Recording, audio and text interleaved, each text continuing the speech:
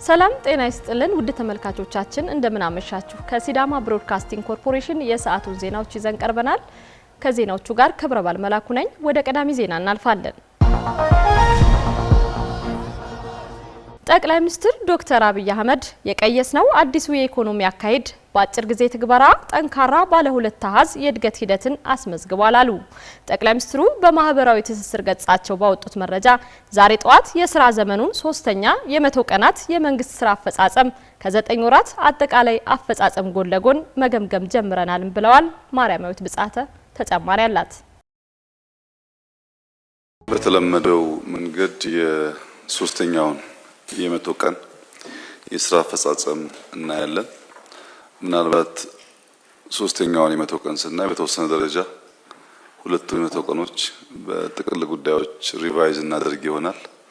በአንድ መልኩ የ100 ቀን በሌላ መልኩ ደግሞ የ9 ወር ስራ አፈጻጸማችንን የምናይበት ዕለት ይሆናል።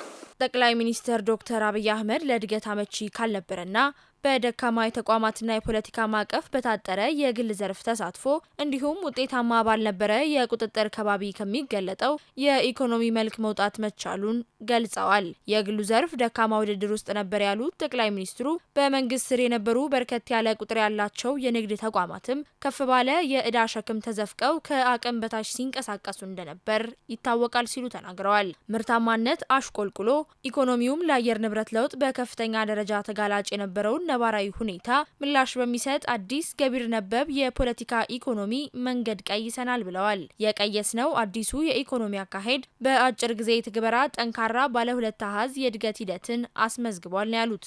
በአሁኑ ወቅት ኢኮኖሚው በ9.2 በመቶ እያደገ እንደሚገኝ ጠቅሰው እድገቱ በመጪው ዓመት ወደ 10.2 በመቶ ያድጋል ተብሎ እንደሚጠበቅ ጠቁመዋል።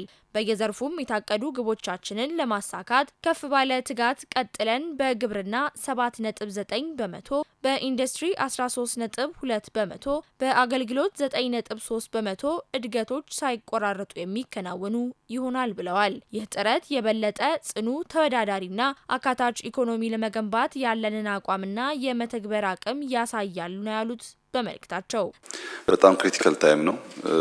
ምናልባት የመጨረሻው 100 ቀን ሊሆን ይችላል በዚህ ዓመት። ያለፈውንም ስራ ስንገመግም በምክንያት የሚቀጥለውንም ስራ ስናቅድ ካለን ጊዜ አንጻር በፍጥነት መሆን እንዳለበት ታሳቢ አድርገን እንድናይ የጠየቅኩ የጋራ አቅጣጫ አስቀምጠን እናጠቃላለን። ዘገባው የፋና ብሮድካስቲንግ ኮርፖሬት ነው። የሐዋሳ ከተማ ሁለተኛና ሶስተኛ ዙር የኮሪደር ልማት ስራ ጥራቱን ጠብቆ በአጭር ጊዜ ውስጥ መጠናቀቁ ተምሳሌት የሚሆን ተግባር ነው ሲሉ የሲዳማ ክልል ብልጽግና ፓርቲ ቅርንጫፍ ጽህፈት ቤት ኃላፊ አቶ አብርሃም ማርሻሎ ገለጹ።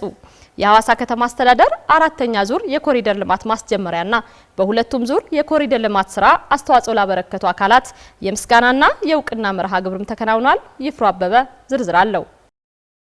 በመርሃ ግብሩ ላይ በክብር እንግድነት የተገኙት የሲዳማ ክልል ብልጽግና ፓርቲ ቅርንጫፍ ጽህፈት ቤት ኃላፊ አቶ አብርሃም ማርሻሎ በከተማው በአጭር ጊዜ የተሰራ ሁለተኛና ሶስተኛ ዙር የኮሪደር ልማት በስኬት ተጠናቆ ከተማው እንደዚህ ውብ የማድረጉ ሚስጥር ምን እንደሆነ አስረድተዋል። ስራው በዚህ ውበት እንዲጠናቀቅ ያደረገው በመጀመሪያ ደረጃ እቅድ ነው። ጥራት ያለውን እቅድ አዘጋጅቶ ጥራት ያለው እቅድ መሬት ላይ ሊወርድ የሚችለው የሚያንቁ አሰራሮችን በመፍታት ነው የሚለውን ከልምድ ይዞ መጥቶ ለሚመለከታቸው አካላት በሙሉ ያንን ወስዶ እቅዱንና ልምዱን ተጠቅሞ መስራት እንዲችሉ አሰራርን መፍታት እንዲቻል ማድረግ ስለተቻለ ነው። ሌላኛው የነዋሪ፣ የከንቲባ፣ የክልሉ ርዕሰ መስተዳድር፣ የክልል አመራር፣ የከተማ አመራርና የከተማችን ህዝብ በአጠቃላይ እና የሲዳማ ህዝብ በአጠቃላይ ቁጭት ውስጥ በመግባቱ ይሄን ቁጭት ማሸነፊያ እና ለቁጭቱ መልስ መስጫ መንገድን በደንብ ቆንጥጦ ይዞ መስራት በመቻሉ ነው።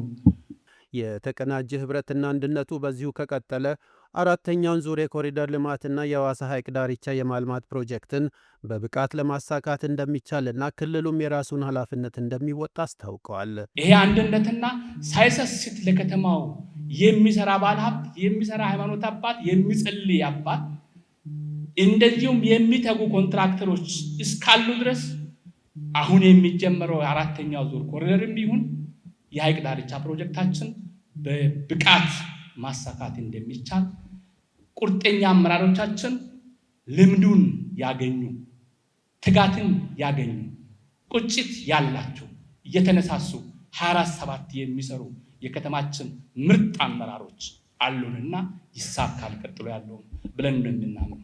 የሐዋሳ ከተማ አስተዳደር ከንቲባ አቶ ጥራቱ በየነ በበኩላቸው በሁለቱም ዙር የኮሪደር ልማት የተሰሩ ስራዎችን በዝርዝር አብራርተው የከተማው ነዋሪዎች፣ የአመራር አካላቱና የባለ ሀብቱ ቅንጅታዊ ተሳትፎ የኮሪደር ልማቱ በአጭር ጊዜ እውን እንዲሆን አስችሎታል ብለዋል። የኮሪደር ልማት ስራችን ውጤታማ ለማድረግ አስቀድመን እንደ አመራር ከክልል አስተባባሪ ኮሚቴ ጋር በጋራ በመምከር እንደዚሁም የኮሪደር ልማት ስራዎችን እቅድ በመከለስና በክልሉ ካቢኔ ብሎም በሐዋሳ ከተማ አስተዳደር አመራሮች የጋራ በማድረግ ባለሙያዎችና ነዋሪዎችን እንደዚሁም ከፍተኛ ባለሀብቶችን በዚህ የኮሪደር ስራ ላይ የጋራ ግንዛቤ እንዲይዙ በማወያየት ነው የተጀመረው። በዚህም ወደ ስራ በመግባት የዲዛይን ማሻሻያዎች በማድረግ የኮሪደር ልማቱ የተሟላ እንዲሆን በማድረግ ሁለተኛ ዙር ላይ ቀደም ብሎ የተጀመሩ ስራዎችን ለማጠናቀቅ ተችሏል። በዚህም ከሳውዝ ስፕሪንግ እስከ ሻፌታ ኃይሌ ሪዞርት ጨምሮ ከሻፌታ ሱሙዳ፣ ከሱሙዳ ሳውዝ ስታር እና ከግሎባል ሳውዝ ስታር ያሉ ዋና ዋና መስመሮችን በአጠቃላይ 10.1 ኪሎ ሜትር መንገድ ላይ ዘመናዊ የኮሪደር ልማት ስራዎችን አከናውነናል። በዚህም 6.5 ኪሎ ሜትር የአስፋልት መንገድ እንደዚሁም 19.1 ኪሎ ሜትር የእግረኛ መንገድ እንዲሁም 19.1 ኪሎ ሜትር የብስክሌት መንገድ ማጠናቀቅ ተችሏል። በአራተኛ ዙር የኮሪደር ልማት በከተማው በተለያዩ አቅጣጫዎች 3.4 ኪሎ ሜትር የመንገድ ልማትና የማስዋብና የሐዋሳ ሐይቅ ዳርቻ ልማት በ3 ወር ለማጠናቀቅ የዲዛይን ስራ መጠናቀቁንና ሀብት አሰባሳቢ ኮሚቴ መዋቀሩን እንዲሁም ሌሎች ቅድመ ዝግጅቶች መደረጋቸውን ጠቁመዋል። አዲሱን የኮሪደር ልማት ስራችንን 3.4 ኪሎ ሜትር የሚረዝም የኮሪደር ልማት ስራ ጀምረናል። ይሄም ከሳውዝ ስታር እስከ ሼል እንዲሁም ከሳውዝ ስታር እስከ እርሻ ጣቢያ፣ ከሱሙዳ እስከ ሎጊታ እንደዚሁም ደግሞ ከጥቁር ውሃ መግቢያ እስከ ሳውዝ ስፕሪንግ የሚሸፍን የአራተኛ ዙር የኮሪደር ልማት ስራ ጀምረናል። በዚህም በተያዘለት እቅድ መሰረት በ3 ወራት ውስጥ የምናጠናቅቅ እንደሚሆን ታሳቢ አድርገን እየሰራን ነው። በተጨማሪ ሐዋሳ ያላት ውብ የሆነው ሐይቋን የማልማት ምኞታችን በተለይ በህዝባችን ውስጥ በመላ የሲዳማ ህዝብ ውስጥ በመላ የኢትዮጵያ ህዝብ ውስጥ የሐዋሳ ሐይቅ ልማት በጉጉት የሚጠበቅና እውን እንዲሆን ሁሉም የሚመኘው እንደመሆኑ የሐዋሳን ሐይቅ ለማልማት የዲዛይን ስራዎችን አጠናቀናል። በቅርቡ ለመጀመር ዝግጅታችንንም በማጠናቀቅ የሀብት አሰባሰብ ኮሚቴና ሌሎች ስራዎችን የጀመርን መሆኑን በዚህ አጋጣሚ መጥቀስ እፈልጋለሁ። በኮሪደር ልማቱ የላቀ አስተዋጽኦ በማበርከታቸው ምስጋናና እውቅና ከተሰጣቸው አካላት መካከል አንዳንድ ያነጋገርናቸው በሰጡት አስተያየት ምስጋናና እውቅና ስለተሰጣቸው መደሰታቸውን ገልጸው በሁለቱም ዙር የኮሪደር ልማት የነበራቸውን ተሳትፎ ለቀጣዩም ስራ የበለጠ ለመሳተፍ ዝግጁ መሆናቸውን አስረድተዋል። የኛ የይርጋለም ኮንስትራክሽን አስተዋጽኦ አብዛኛውን የኮሪደሩን ስራ የመንገዱን ስራ ይሸፍናል። እንግዲህ ዛሬ እውቅና ተሰጥቶናል። ይሄኛው የዛሬ ቀን የሐዋሳ ከተማ ያዘጋጀው የማመስገን ቀን ነውና በዚህ በኮሪደር ስራ ላይ ሲሰሩ የተሳተፉትን ከትንሽ እስከ ትልቅ እያመሰገኑን ያለሁት ያው በጣም ደስ ብሎኛል። እኛም ተመስግነናል። ቀጣይ ደግሞ የሐይቅ ዙሪያዎች ላይ ያው መንግስት ባስቀመጠው መሰረት የሚሰሩ የቀጣይ የኮሪደር የከተማውን የማስዋብ ስራዎች አሉ እና እዛም ስራዎች ላይ በተሰጠን ኃላፊነት ያው ለመወጣት ዝግጁ ነን። እኔ ለሐዋሳ ትልቅ ዕዳ አለብኝ የሚል ስሜት ይዤ ነው ወደዚህ ስራ የገባሁት። የኔም ኢኒሼቲቭ ብዙ ነበረ።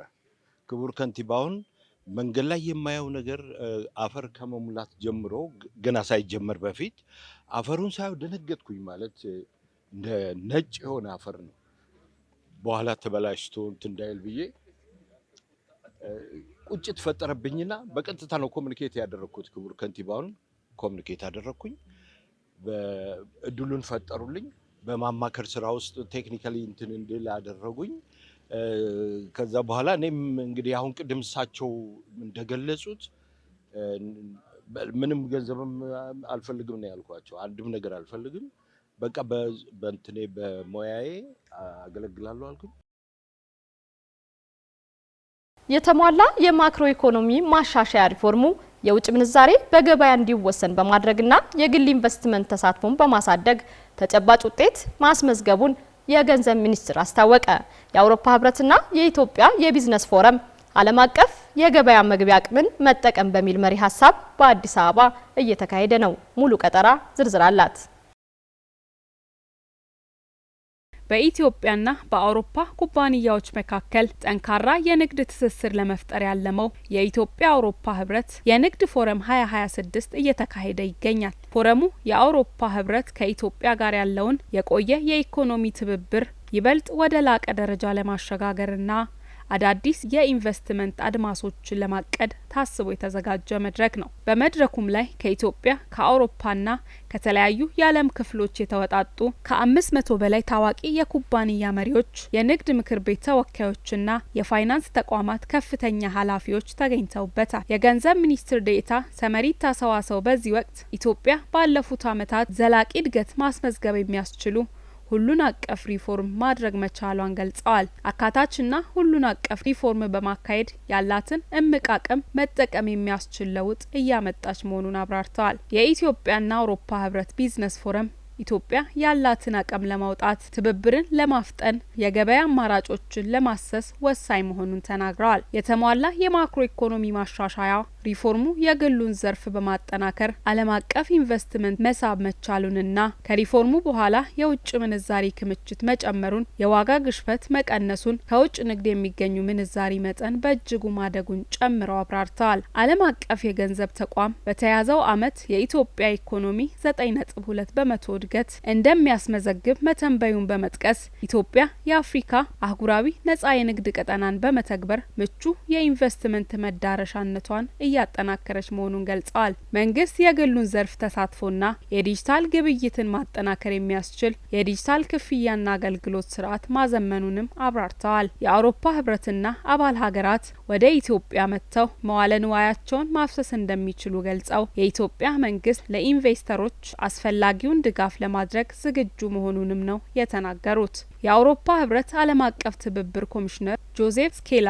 ኢትዮጵያ የአፍሪካ ህብረት መስራች፣ የቡና መገኛ፣ ለኢንቨስትመንት ምቹ የሆነች ታሪካዊ ሀገር መሆኗን ጠቅሰው ንግድና ኢንቨስትመንትን የሚያጠናክሩ የፖሊሲ እርምጃዎችን በመውሰድ መዳረሻው የት እንደሆነ በግልጽ አሳይታለች ብለዋል። የአውሮፓ ህብረት ደረጃቸውን የጠበቁ የመሰረተ ልማትና የዲጂታል መሰረተ ልማት ይፈልጋል ያሉት ኮሚሽነሩ ህብረቱ በገጠር መሰረተ ልማት ግንባታ የሚያደርገውን ድጋፍ አጠናክሮ እንደሚቀጥል ገልጸዋል። የአፍሪካ አህጉራዊ ነጻ የንግድ ቀጠና ዋና ጸሐፊ ዋምኬን ሜኔ በበኩላቸው ኢትዮጵያ የቢዝነስ ስራዎችን የሚያቀላጥፉ የጉምሩክና የፋይናንስ ስርዓቷን እያዘመነች መሆኑን ጠቅሰው የዲጂታል ክፍያ ስርዓት መፈጠሩን ገልጸዋል። የኢትዮጵያ መንግስት ትርጉም ያለው ሪፎርም በማድረግ ሀገሪቱን በአፍሪካ ባለግዙፍ ኢኮኖሚ ባለቤት አድርጓታልም ብለዋል። በዚህ ንግድና ኢንቨስትመንት በኢትዮጵያ ብቻ ሳይሆን ለ1.4 ቢሊዮን የአፍሪካ ህዝብ መነቃቃትን የሚፈጥር የገበያ ሁኔታ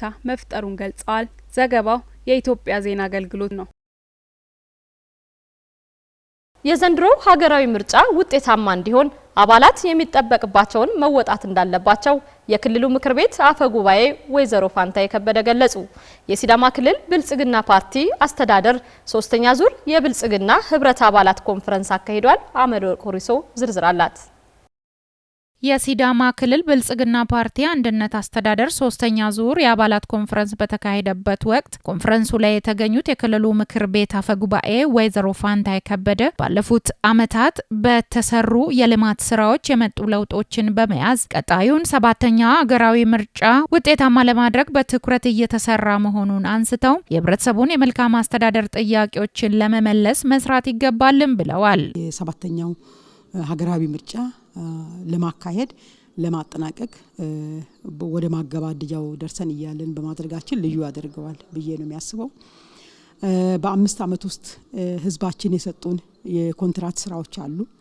የልማት ጥያቄዎች፣ የመልካም አስተዳደር ጥያቄዎች፣ የፖለቲካ ጥያቄዎች እንዲመለሱ ህዝቡ ይሁንታ የሰጠን ሂደቶች ናቸው አሉት። እነዚህ ይሄ ህብረት ግን በዚህ ሁኔታ ላይ የህብረተሰቡን ተጠቃሚነት ከማረጋገጥ አኳያ የመልካም አስተዳደር ችግሮችን ከመፍታት በውይይት በማሳመን የፖለቲካ ብቃታቸው እንዲጠናከር ሲያደርጉ ቆይተዋል።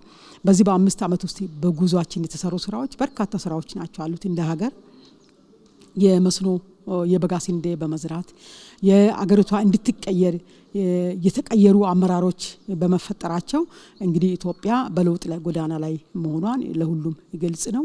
በኢኮኖሚ የበለጸገች ከሌላው ተረጅነት ወደ መርዳት እየገባች ያለች ሌሎች በችግር ውስጥ የተፈጠረ ስርዓት ነው። ይሄ የውጭና የውስጥ ግፊቶች ባሉበት በዚህ ውስጥ ሆኖ ትልቅ ኢኮኖሚያዊ አቅሞችን ያጎለበተና ለህብረተሰቡ የገባውን ቃል በልማቱ የልማት ትሩፋቶችን በአግባቡ የመለሰ በተለይ ቆሞ የቀሩ ግንባታዎች ሐውልት ሆኖ የነበሩ ሁሉ የተሰሩበት ድንጋይ ብቻ መጣል ሳይሆን የተሰራው ልማቶች ተሰርተው አልቆ የሚመረቁበት በርካታ የውሃ ፕሮጀክቶች፣ የመስኖ ፕሮጀክቶች፣ ትምህርት ቤቶች፣ የትምህርት ስብራቶች የተጠገኑበት የመልካም አስተዳደር ችግሮች ስንል በርካታዎች ናቸው። እነዚህ ሁሉ የተመለሱበት ጊዜ ወቅት ላይ በመሆናችን እጅግ በጣም ደስ ያሰኛል። ቀጣዩ ሀገራዊ ምርጫ ተአማኒና ፍትሃዊ እንዲሆን አባላት የሚጠበቅባቸውን መወጣት እንዳለባቸውም አሳስበዋል። ምርጫው ሰላማዊ፣ ዲሞክራሲያዊ በአገር ውስጥ በህዝባችን ዘንድ ተአማኒነት ያለው ምርጫ እንዲሆን ህብረቱ በደንብ ይሰራል። ሁላችንም በያለንበት የወሰድነውን ካርድ ይዘን ለምርጫ እንድንዘጋጅ በምርጫ ቀን ደግሞ በነቀስ በተባለው ሰዓት ጨርሰን እንድንመለስ ጥሪን እናስተላልፋለን። የሲዳማ ክልል ብልጽግና ፓርቲ የአደረጃጀት ዘርፍ ኃላፊ አቶ አሸናፊ ኤልያስ የብልጽግና ፓርቲ እንደ ሀገር አዲስ አካሄድ የተከተለ ፓርቲ መሆኑን አንስተው ለሀገሪቱም ሆነ ለክልሉ ለውጥ በልዩ ትኩረት መስራት ይገባል ብለዋል። የምርጫ ቦርድ ነፃ ገለልተኛ ተቋም ሆኖ ነው የተደራጀው። ይሄ ተቋም ለማንም ማዳላ ነፃ መሀል ሆኖ የሚሰራ ተቋም ነው ይሄ የምርጫ ቦርድ ተቋም። ስለዚህ የምርጫ ቦርድ ተቋምን በመደገፍ እንደ መንግስት ፓርቲዎች ደግሞ እኛን ጨምሮ ሁላችንም ተቋሙ ነፃ ሆኖ በነፃነት እንዲወስን ያለምንም ጣልቃ ገብነት ልክ የሆነውን ልክ ብሎ አይደለም የሚለው የሚያርማቸውን ደግሞ በመቀበልና በማረም በማስተካከል የምርጫ ስራችን በጣም ሰላማዊና ስኬታማ ለዓለም ትምህርት ሰጥቶ የሚያልፍ ሆኖ እንዲያልቅ ነው አባሉ ውይይት እያደረገ ያለው። 2 ግቦች አሉት። አንደኛው እንደ ገዢ ፓርቲ የአባል የሆኑበትን ተልዕኮ አላቸው። ከአባልነት ተልዕኮ አንጻር ዋና ተልዕኳቸው ደግሞ ምርጫው ዲሞክራሲያዊ ሆኖ እንዲያልቅ ሁሉም ሰው ያለምንም ጣልቃ ገብነት ሰላማዊ በሆነ ኤንቫይሮንመንት ድምጹን በነጻነት ሰጥቶ በነጻነት ተመዝግቦ ነጻነት ድምጹን ሰጥቶ በነጻ ወደ ቤቱ መሄድበት የተለያዩ ሀሳቦች በዚህ ስርዓት ውስጥ ከመጡ የሚመጡ የልዩነት ሀሳቦችን በሰላማዊ መልኩ አባሉ እንዲይዝ ውይይት ካለም መነጋገር ካስፈለገ ማስረዳት ካስፈለገ ሰላማዊ በሆነ መልኩ ሀሳባቸውን በሀሳብ እንድማገት በሀሳብ እንዲያቀርብ በሀሳብ እንድመልስ እንጂ ከዛ ያለፈ ነገር እንዳይመጣ። አቶ አሸናፊ አክለው በቀጣይ ለሀገራዊ ምርጫው አባላትም እጅ ለእጅ በመያያዝ ምርጫው ሰላማዊና ፍትሃዊ እንዲሆን የበኩላቸውን መወጣት ይገባል ብለዋል። 7ኛ የሀገራዊ ምርጫ ሰላማዊ ዲሞክራሲያዊ እና ዜጎች ራሳቸውን የሚፈልጉትና የሚወዱትን ይበጀናል ሀገር ይመራል ብሎ ያሰቡትን ፓርቲ ለመምረጥ ዝግጅት እየተደረገ ነው ያለው። እንደ ብልጽግና ፓርቲ የሚሆን ሌሎች ፓርቲዎች በዚህ ደረጃ ሁሉም ዝግጅት እያደረጉ ናቸው ያሉት። አሁንም እዚህ እያየን ያለ ነው እንደተለመደው በየ3 ወሩ የብልጽግና አባላት ኮንፈረንስ ይደረጋል። ይሄ የ3ኛ ሩብ ኮንፈረንስ እየተደረገ ነው ያለው። በዚህም አባላት ያላቸው ሚና ከምርጫ አንጻር ነው ውይይት እየተደረገ ያለው ሪፖርት ቀርቦ በዚህም የብልጽግና አባላት ግንባር ቀደም በመሆን የራሳቸውን ካርድ መውሰድ እንዳለባቸው እሱ ብቻ ሳይሆን ሌሎቹም ካርድ እንዲወስዱ እንዲያግዙ ምክንያቱም ሁሉም ሰው ካርዱን መውሰድ አለበት። ካርድ ከወሰደ በኋላ ይበጀኛል፣ ሀገር ይመራል ብሎ የሚያስበውን ፓርቲ ለመምረጥ ነው እድል የሚሰጠው። ስለዚህ ይሄ ቀላል እድል አይደለም። በሀገሪቱ ጉዳይ ላይ የሚወሰን ታላቁ ውሳኔ ነው። ይሄ ዜጎች ሁሉ የሚወስነው ነው። በወሰነው ፓርቲ በመረጠው ፓርቲ መመራት ቀላል አይደለም። ስለዚህ ያ እንዲሆን ሁሉም ሰው ካርዱን መውሰድ አለበት። የኮንፈረንሱ ተሳታፊ አባላትም ለሰባተኛው ጠቅላላ ምርጫ ከወዲሁ መዘጋጀታቸውንም ነግረውናል። የምርጫ ተቋሙ በጣም በለውጡ ከተሰሩ አንዱ ትልቁ ስራ ተቋም ግንባታ ስለሆነ የምርጫ ቦርድ ነፃ ገለልተኛ ተቋም ሆኖ ነው የተደራጀው። ይሄ ተቋም ለማንም ማዳላ ነፃ መሀል ሆኖ የሚሰራ ተቋም ነው ይሄ የምርጫ ቦርድ ተቋም።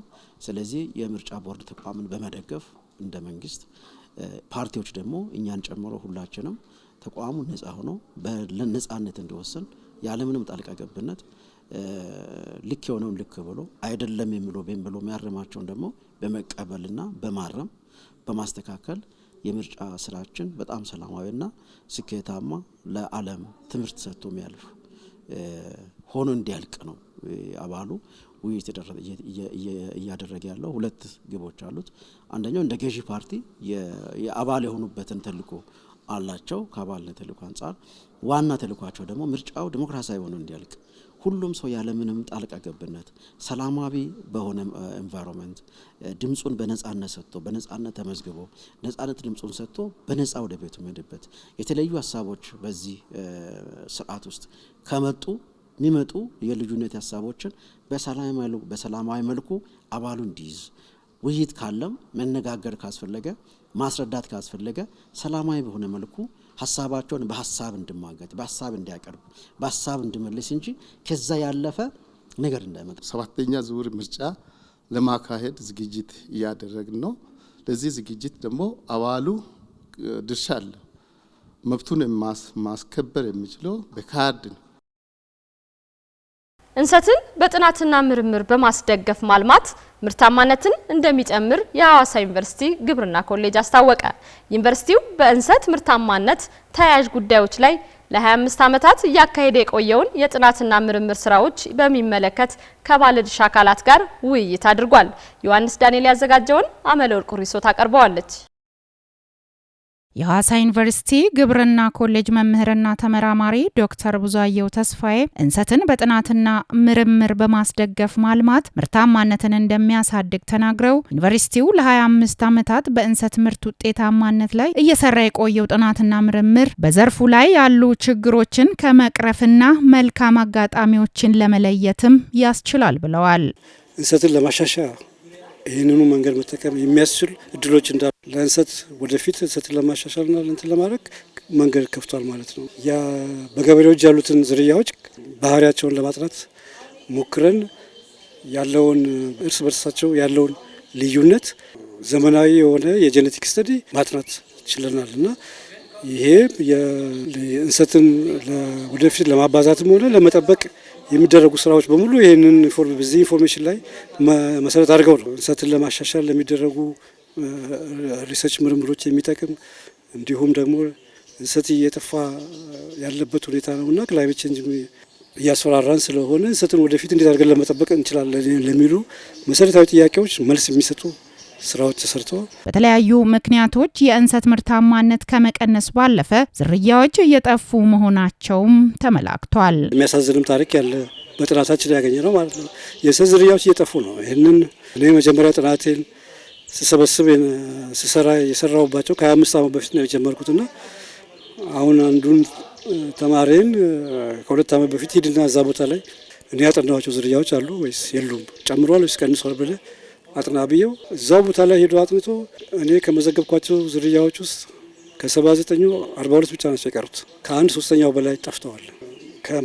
ለመጥፋቱ አንዱ ምክንያት ገበሬዎች ከሰጡት እንትኖች ከእንሰት ወደ ሌላ ሰብሎች መዞር ጉዳይ ነው እና አንተ ያነሳው ባህር ዛፍም አንዱ የእንሰት ዝርያን ሊመናመን ከማድረግ አንጻር በቀጥታም ባይሆን መሬቱን በመሻማት ማለት ነው።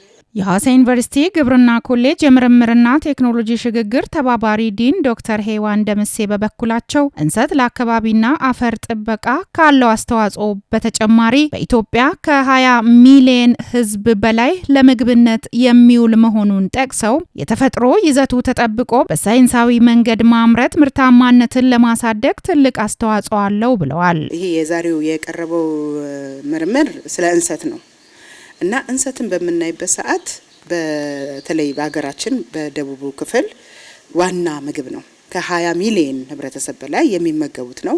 በተለይ ደግሞ ሲዳማ እኛውን ሐዋሳ ዩኒቨርሲቲ ያለበት ሲዳማ ክልልን በምናይበት ሰዓት በአጠቃላይ ህብረተሰቡ ከእንሰት ጋር የተቆራኘ ነው ህይወቱ እና ወደ እርሻዎች በምትሄድበት ሰዓት እንደው እንደ ገነት ነው የሚመስሉት እና ገነት እንዲመስል የሲዳማን እርሻ ያደረገው ምንድነው? እንሰት ነው።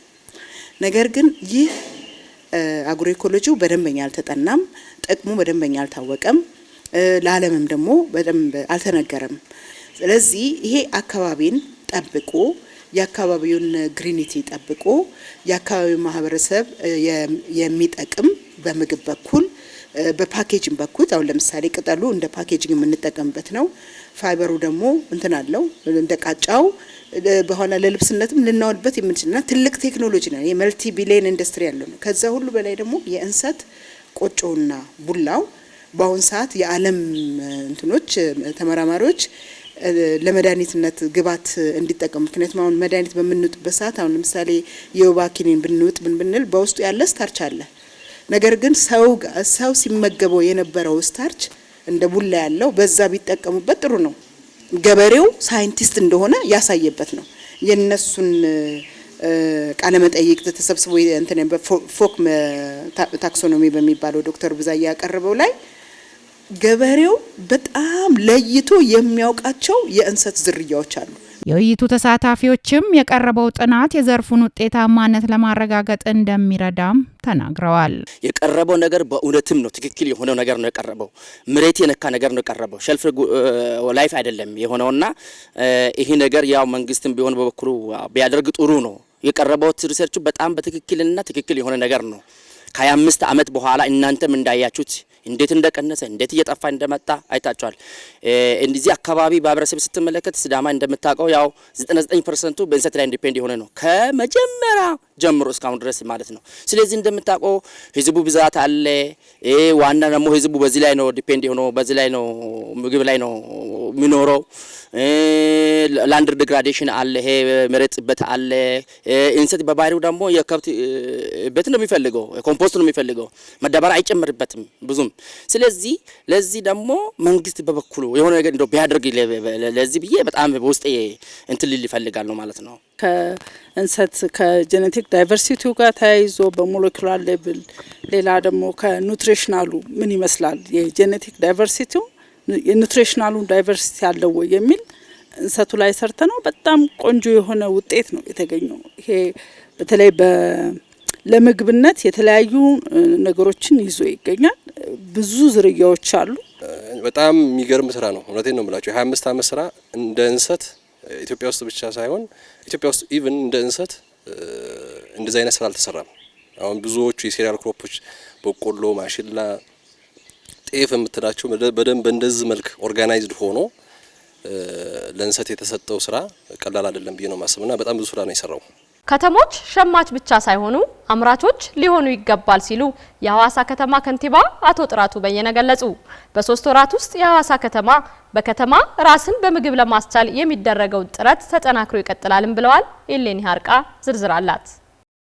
የሐዋሳ ከተማ አስተዳደር እርሻና ተፈጥሮ ሀብት መምሪያ ችግርን ወደ እድል ለውጠን እንጠቀም በሚል መርህ ሀሳብ በከተማ ግብርና ዙሪያ ለከተማና በክፍለ ከተማ ደረጃ የንቅናቄ መድረክ አካሂዷል። በዚህ ወቅት የተገኙት የሐዋሳ ከተማ ከንቲባ አቶ ጥራቱ በየነ እንደ ሀገር በተጀመረው የሌማት ትሩፋት መርሃ ግብር ውጤት መገኘቱን ገልጸዋል። እንደ ሐዋሳ ከተማም የተገኙ ውጤቶችን ማስቀጠልና ማጠናከር እንደሚገባም ተናግረዋል። ለሰው ልጅ የተመጣጠነ ምግብ የሚያስፈልገው መሆኑንም አንስተው ለዚህም በተለያየ ችግር በገር በራስ አቅም ማምረት እንደሚገባም ተናግረዋል። ከተሞች ሸማች ብቻ ሳይሆኑም አምራች ሊሆኑ እንደሚገባም ጠቁመዋል።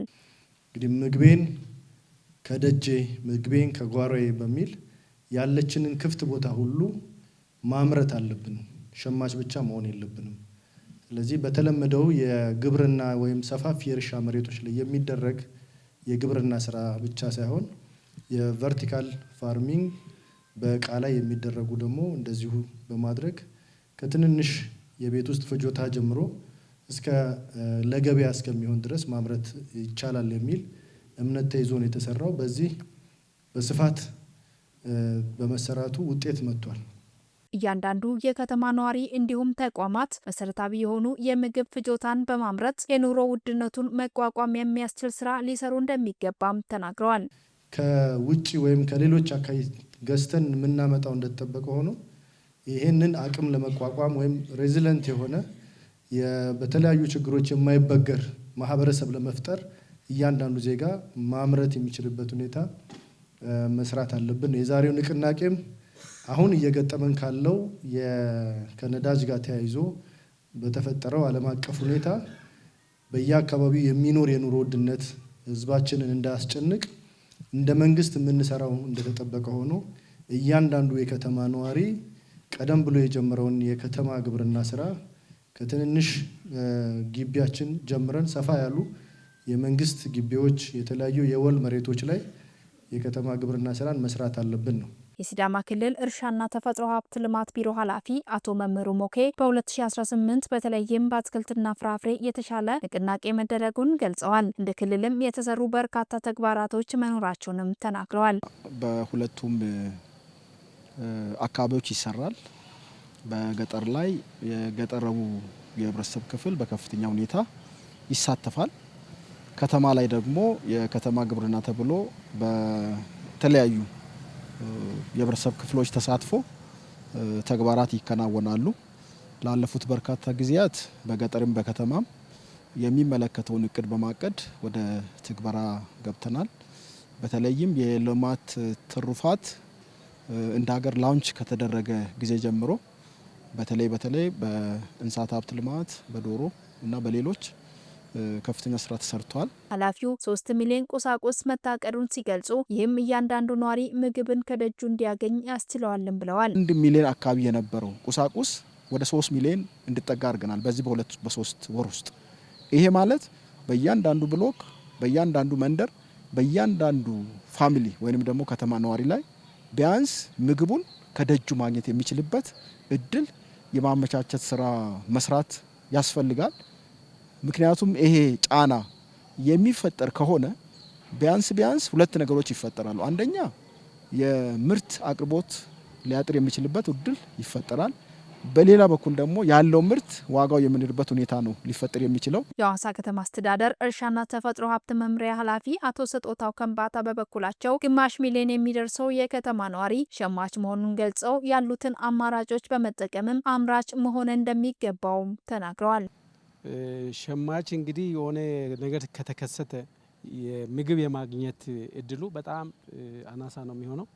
ከዚህ አንጻር ምንድነው በከተማ ውስጥ የሚኖሩ ነዋሪዎች ያላቸው አማራጮች ምንድናቸው? ምግብስ ከየት ነው የሚያገኙት? የሆነ ነገር ሾክ ቢያጋጥም እንዴት ነው ሳስቴን ሊያደርጉ የሚችሉት ሊኖሩ የሚችሉት የሚለው ነገር ስናስብ የከተማ ግብርና ቁጥር 1 ላይ ነው የሚመጣው። እንግዲህ የከተማ ግብርና በተለያየ መንገድ በከተማችን ላይ ከ2013 ጀምሮ በርካታ ስራዎች ተሰርቷል። ስለዚህ አሁን በዓለም ላይ በተከሰተው ከጦርነት ጋር ተያይዞ የሸቀጦችና የእቃዎች ዝውውርም በጣም እየተገታ ነው ያለው። ስለዚህ በከተማ ውስጥ የሚኖር ማንኛውም ነዋሪ በራሱ እያመረተ የሚበላ መሆን አለበት። የመድረኩ ተሳታፊዎችም የቀረበውን እቅድ ተግባራዊ ለማድረግ ቁርጠኛ መሆናቸውንም ገልጸዋል። ትኩረት ሰጥተን ታች ወርደን መስራት እንዳለብን ኃላፊነት ይዘን የምንወጣበት መድረክ ነው ብዬ አስባለሁ። ከዚህ መነሻ ምናልባት አሁን ካለንበትም ወቅታዊ ሁኔታዎችም አንጻር ስናይ ኑሮ ውድነትን መቀነስ የምንችለው በስራ ነው እንጂ ምናልባት ሌሎችን ጫና በማውራት አይደለም። ስለዚህ ይህን ለመስራት ያለን ምቹ ሁኔታ ምንድን ነው የሚለውንም ለይቶ መያዝ የሚጠይቅ ጊዜ ላይ ነው ያለ ነው። እንደ ከተማ አስተዳደርም የተሰጠው ትኩረት የተወሰደው እርምጃም ተገቢ ነው ብዬ ነው የሚወስደው። ይህን ለማለት የቻልኩት በትንሽ ሰዓት ከዚህ በፊት በተሰሩ ስራዎች ምግብን ከጓሮዬ በሚል መፈክር ብዙ ስራዎች ተሰርተዋል። ተመልካቾቻችን ከሲዳማ ብሮድካስቲንግ ኮርፖሬሽን ዜናዎቻችን አሁንም እንደቀጠሉ ናቸው። አሁን ደግሞ ከውጭ ወዳገኘነው መረጃ እናልፋለን።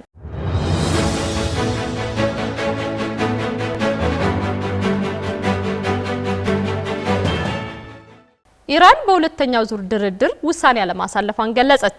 በአሜሪካ ምክትል ፕሬዝዳንት የሚመራው ተደራዳሪ ቡድን ለሁለተኛ ዙር ንግግር ወደ ፓኪስታን ቢጓዝም ኢራን እስካሁን ድረስ በድርድሩ ለመሳተፍ ውሳኔ እንዳላስተላለፈች የአገሪቱ የውጭ ጉዳይ ሚኒስቴር ቃል አቀባይ ተናገሩ። ሚካኤል ጋሞ ዝርዝር አለው።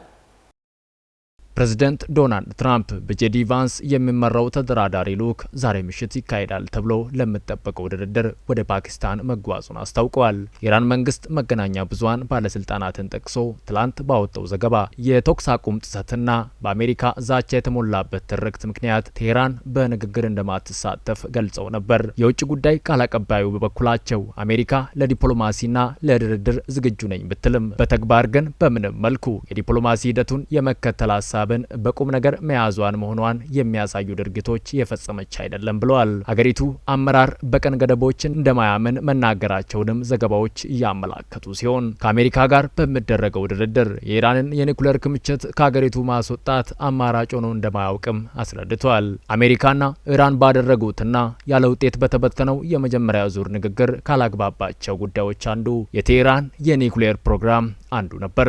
የአሜሪካ ፕሬዝዳንት ዶናልድ ትራምፕ ከኢራን ጋር ይደረጋል ተብሎ ለሚጠበቀው ሁለተኛ ዙር ድርድር ልዑካቸውን መላካቸውን የገለጹ ሲሆን ስምምነት ላይ ካልተደረሰ የኢራንን የኃይል ማመንጫዎችና ድልድዮች እንደሚመቱም በድጋሚ ዝተዋል። የዓለም አቀፍ የሰብአዊ መብቶች ተቋም የቀድሞ ኃላፊ የሆኑት ኬኔት ሮዚ ይህ የፕሬዝደንቱ ዛቻ እንደ የጦር ወንጀል ሊቆጠር እንደሚችል ተናግረዋል። ትራምፕ ግዙፍ የጦር ወንጀል እንደሚፈጽሙ እየዛቱ ነው ያሉት የቀድሞ ኃላፊው የሲቪል መሰረተ ልማቶች ላይ ጥቃት መፈጸም በዓለም አቀፍ ሕግ የተከለከለ መሆኑን አስረድተዋል። ትራምፕ ዓለም አቀፍ የሰብአዊነት ሕጎችን እንደማይከተል ልናገር ይችላል። የአሜሪካ መንግስትና የተቀረው ዓለም ግን ይከተሉታል።